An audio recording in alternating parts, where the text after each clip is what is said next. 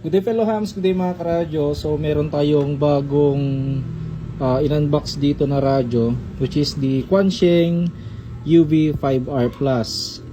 So ang kagandahan ng version na to ngayon na nire-release na nila, dati kasi wala siyang Type-C charging, and ngayon meron na. Ayan, may Type-C port na siya rito.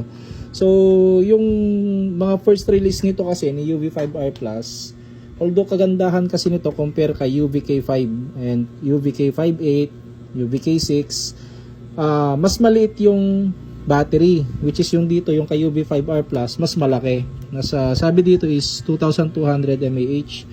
Parang yung sa K5, K58, K6 is 1,800 mAh lang siya. So ito is 2.2. So 2.2 AH.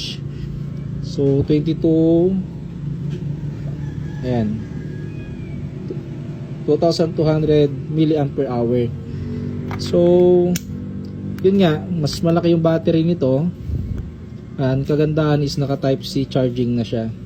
Ayan. So same pa rin naman, meron siyang port dito, which is K-type. And then so yun din, same lang, halos same lang din sila. Meron siyang dalawang button dito, then yung PTT nya, so yung kabitan ng belt clip, same yung antenna, and yung buttons dito, as yung knob, parehas lang din naman. Ayan o, ayan, halos parehas lang din sila. So turn on, welcome, channel mode 1. So channel mode tayo. Ayan, and then sa menu, squelch, frequency step, transmit power, receive and receive DCS, CTCS, transmit DCS and CTCS, frequency shift, offset frequency, wide and narrow band, scrambler, BC lock, channel name, memory channel, save mode, VOX, ABR, dual standby, WX, ano kasi ito WX, nalimot ko, beep mode, transmit over time, voice, scan mode, modification sa channel, which is frequency, channel or name, auto lock, scan add 1, scan add 2, tail tone elimination,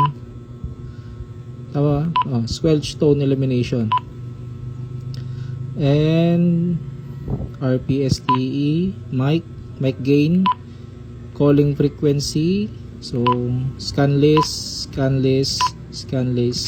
alarm mode, NIID, up code, down code, DST, RSP, D hold, D pre, PTT ID, DCD, and phone messages, yung sa welcome mode to. Ayan,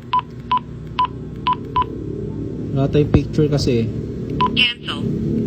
Roger beep, voltage, ayan, sa AM, sa airband, yung NOAA, logo 1, logo 2, yung version nya, ito pala yung version nya, version 7.00.11.